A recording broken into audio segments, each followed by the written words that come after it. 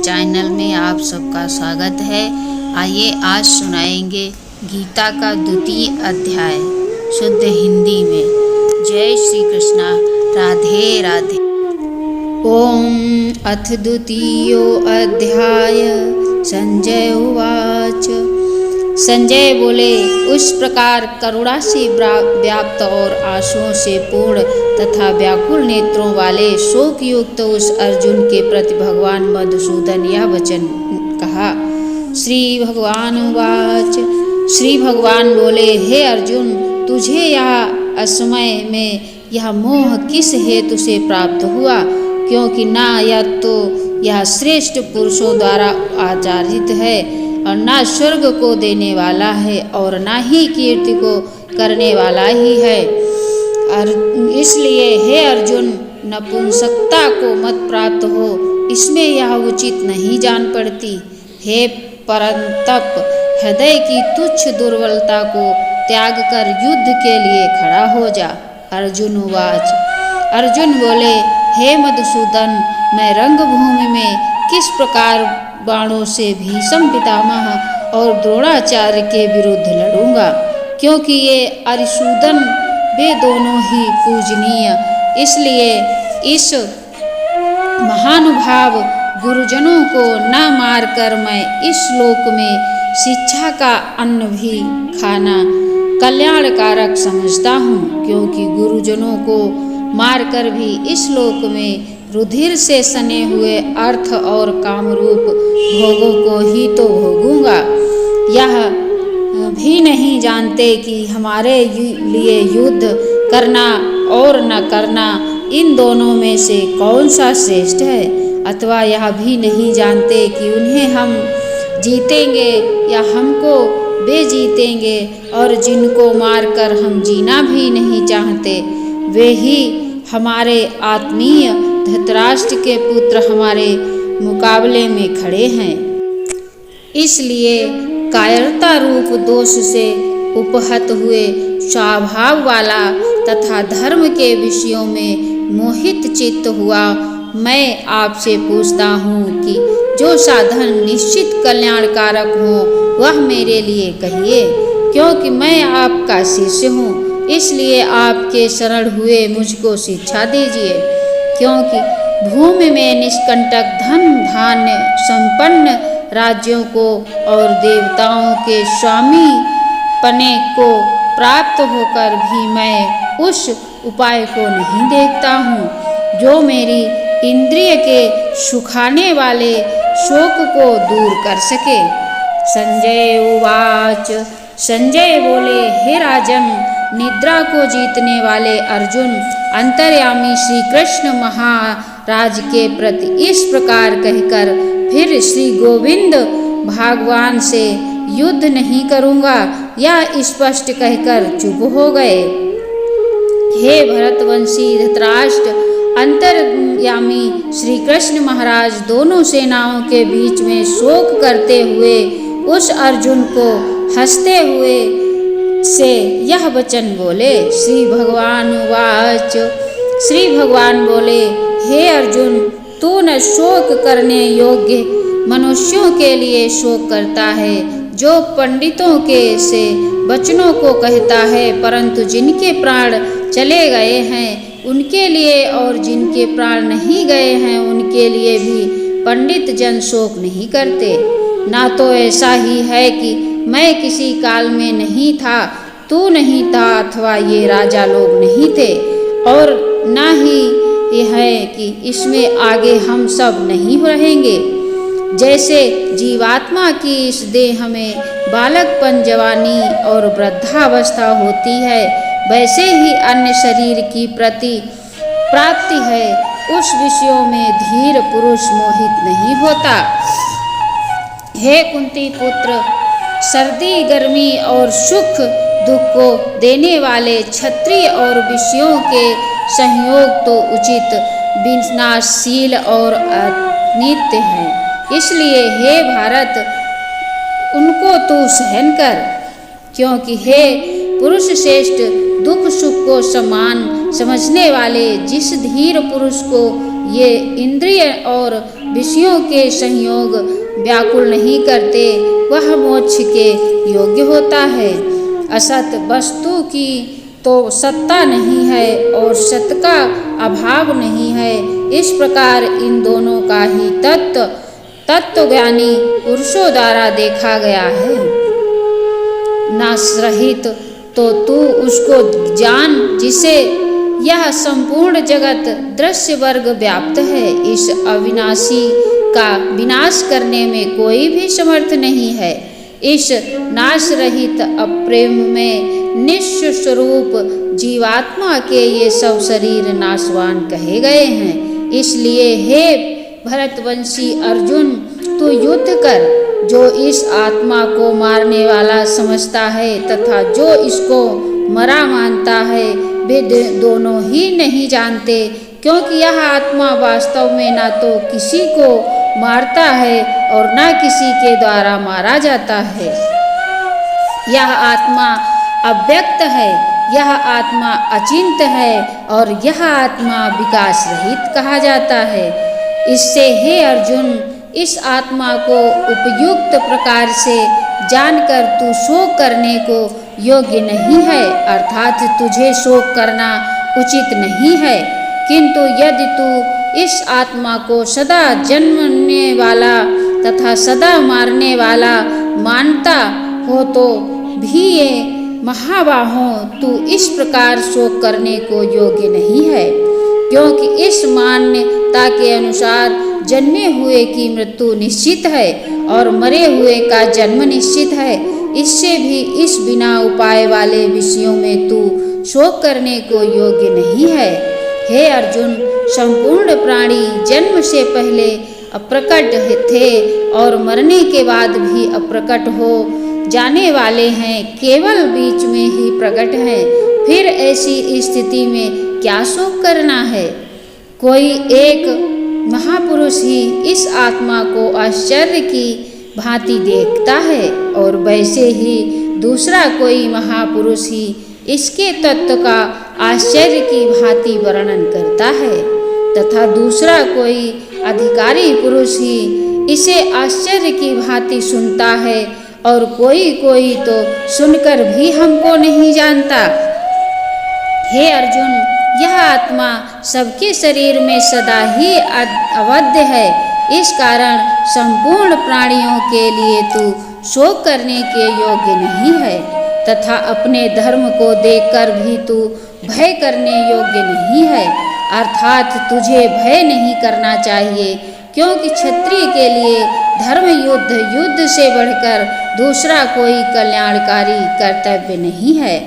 हे पार्थ, अपने आप प्राप्त हुए और खुले हुए स्वर्ग के द्वार रूप इस प्रकार के युद्ध को भाग्यवान क्षत्रिय लोग ही पाते हैं। किंतु यदि तू इस धर्मयुक्त युद्ध को नहीं करेगा तो स्वधर्म और कीर्ति को खोकर पाप को प्राप्त होगा, तथा सब लोग में तेरी बहुत काल तक रहने वाली अपकीर्ति का भी कथन करेंगे, और माननीय पुरुषों के लिए अपकीर्ति मरण से भी बढ़कर है, और जिनकी दृष्टि में तू पहले बहुत सम्मानित होकर अब लघुता को प्राप्त होगा। वे महारथी लोग तुझे भय के कारण युद्ध से हटा हुआ मानेंगे। तेरे बैरी लोग तेरे समर्थ की निंदा करते हुए तुझे बहुत से न कहने योग्य वचन भी कहेंगे। उससे अधिक दुख और क्या होगा? या तो तू युद्ध में मारा जाकर स्वर्ग को प्राप्त होगा, अथवा संग्राम में जीतकर पृथ्वी का राज्य भोगेगा। इस कारण हे अर्जुन, तू युद्ध के लिए निश्चय करके खड़ा हो जा। जय पराजय, लाभ हानि और सुख दुख को समान समझकर उसके बाद युद्ध के लिए तैयार हो जा। इस प्रकार युद्ध करने से तू पाप को नहीं प्राप्त होगा। हे पार्थ, यह बुद्धि तेरे लिए ज्ञान योग्य के विषयों की कही गई, और अब तू इसको कर्म योगों के विषयों में सुन। जिस बुद्धि से युक्त हुआ तू कर्मों के बंधन को भली भांति त्याग देगा अर्थात सर्वथा नष्ट कर डालेगा। इस कर्म योग में आरंभ का अर्थात बीज का नाश नहीं है और उल्टा फलस्वरूप दोष भी नहीं है, बल्कि इस कर्म योग रूप धर्म का थोड़ा सा भी साधन जन्म मृत्यु रूप महान भय से रक्षा कर लेता है। हे अर्जुन, इस कर्म योग में निश्चित का बुद्धि एक ही होती है, किंतु स्थिर विचार वाले विवेकहीन सकाम मनुष्यों की बुद्धियां निश्चय ही बहुत भेदों और अनंत होती है। हे अर्जुन, जो भोगों में तन्मय हो रहे हैं, जो कर्म फल के प्रशंसक वेद वाक्यों में ही प्रीति रखते हैं, जिनकी बुद्धि में स्वर्ग ही परम प्राप्त वस्तु है और जो स्वर्ग से बढ़कर दूसरी कोई वस्तु ही नहीं है, ऐसा करने वाले वे अविवेकी जन इस प्रकार की जिस पुष्पित अर्थात दिखाऊ शोभायुक्त वाणी को कहा करते हैं, जो कि जन्म रूप कर्म फल देने वाली इस भोग तथा ऐश्वर्य की प्राप्ति के लिए नाना प्रकार की बहुत सी क्रियाओं का वर्णन करने वाली है, वह वाणी द्वारा जिनका चित्त हर लिया गया है, जो भोग और ऐश्वर्य में अत्यंत आसक्त हैं, उन पुरुषों की परमात्मा में निश्चयिका बुद्धि नहीं होती। हे अर्जुन, वेद उपयुक्त प्रकार से तीनों गुणों के कार्य स्वरूप समस्त भोगों एवं उनके साधनों का प्रतिपादन करने वाले हैं, इसलिए तू उन भोगों एवं उनके साधनों में आसक्तिहीन हर्ष शोक आदि द्वंद्व से रहित नित्य वस्तु परमात्मा में स्थित योगक्षेम को न चाहने वाला, स्वाधीन अंतःकरण वाला, सब ओर से परिपूर्ण जलाशय के प्राप्त हो जाने पर छोटे जलाशय में मनुष्य का जितना प्रयोजन रहता है, ब्रह्म को तत्व से जानने वाले ब्राह्मण का समस्त वेदों में उतना ही प्रयोजन रह जाता है। हे, कर्म करने में ही अधिकार है, उसके फलों में कभी नहीं, इसलिए तू कर्मों के फल का हेतु मत हो तथा तेरी कर्म न करने में भी आसक्ति न हो। हे धनंजय, तू आसक्ति को त्याग कर तथा सिद्धि और असिद्धि में समान बुद्धि वाला होकर योग में स्थित हुआ कर्मों को कर, सात्विक ही योग कहलाता है। इस समस्त रूप बुद्धि योगों से सकाम कर्म अत्यंत ही निम्न श्रेणी में है, इसलिए हे धनंजय, तू बुद्धि में ही रक्षा का उपाय ढूंढ अर्थात बुद्धि योग का ही आश्रय ग्रहण कर, क्योंकि फल के हेतु बनने वाले अत्यंत दीन है। समबुद्धि युक्त पुरुष पुण्य और पाप दोनों को इसी लोक में त्याग देता है, अर्थात उनमें से मुक्त हो जाता है। इससे तू समस्त रूप योग में लग जा। यह समस्त रूप योग की कर्मों में कुशलता है, अर्थात कर्म बंधन से छूटने का उपाय है, क्योंकि समबुद्धि से युक्त ज्ञानी जन कर्मों से उत्पन्न होने वाले फल को त्याग कर जन्म रूप बंधन से मुक्त हो निर्विकार परम पद को प्राप्त हो जाते हैं। जिस काल में तेरी बुद्धि मोह रूप दलदल को भली भांति पार कर जाएगी, उस समय तू सुने हुए उस सुनने वाले में इस लोक और परलोक संबंधी सभी भोगों से वैराग्य को प्राप्त हो जाएगा।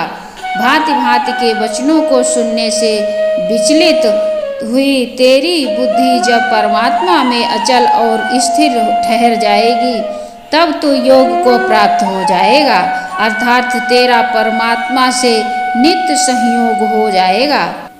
अर्जुन उवाच, अर्जुन बोले, हे केशव, समाधि में स्थित परमात्मा को प्राप्त हुए स्थिर बुद्धि पुरुष का क्या लक्षण है?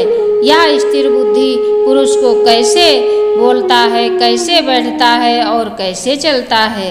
श्री भगवान उवाच। श्री भगवान बोले, हे अर्जुन, जिस काल में यह पुरुष मन में स्थित संपूर्ण कामनाओं को भली भांति त्याग देता है और आत्मा से आत्मा में ही संतुष्ट रहता है, उस काल में यह स्थिर प्रज्ञ कहा जाता है।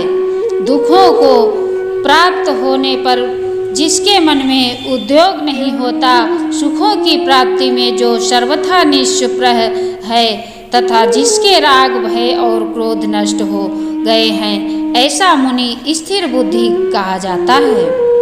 जो पुरुष सर्वत्र स्नेह रहित हुआ उस शुभ या अशुभ वस्तुओं को प्राप्त होकर प्रसन्न होता है और न द्वेष करता है, उसकी बुद्धि स्थिर है।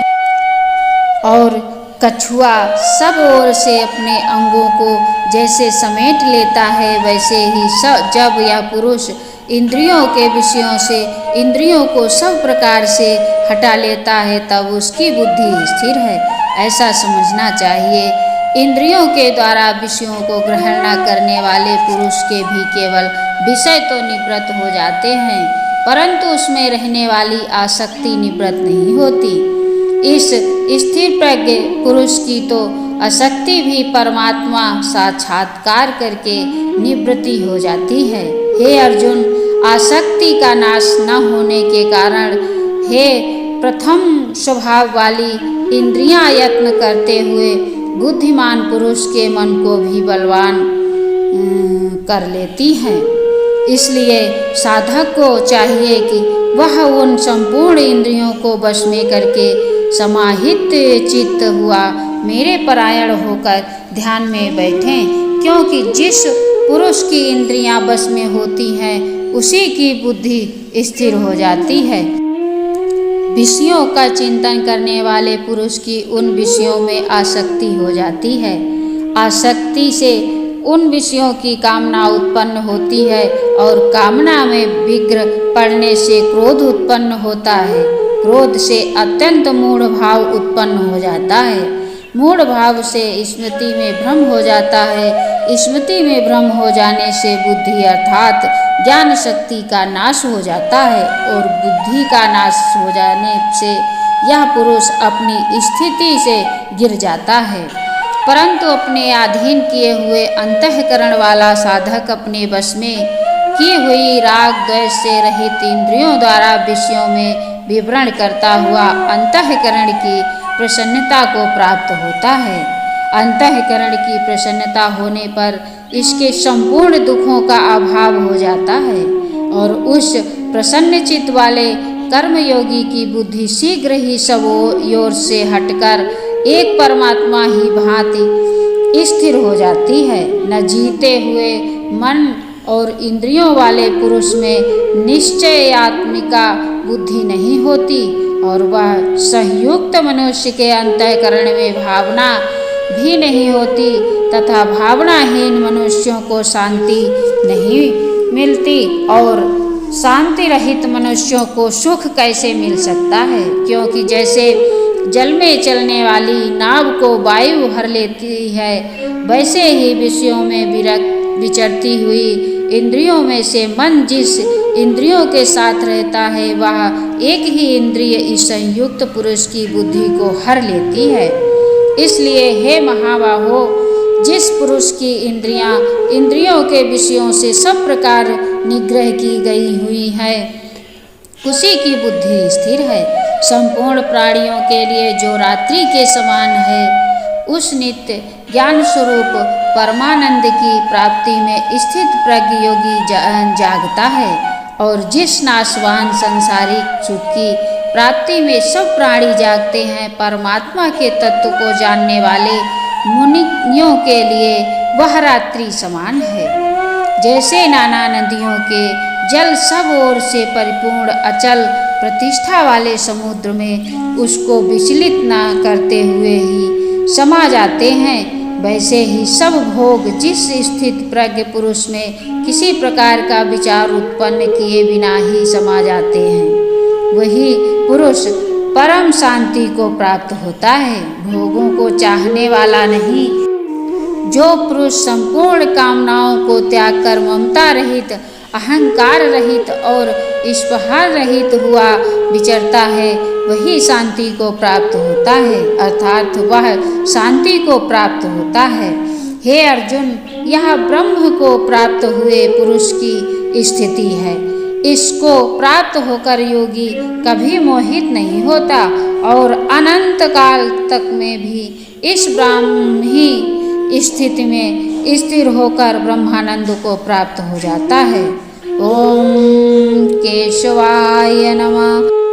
ओम द्वितीय अध्याय समाप्तम।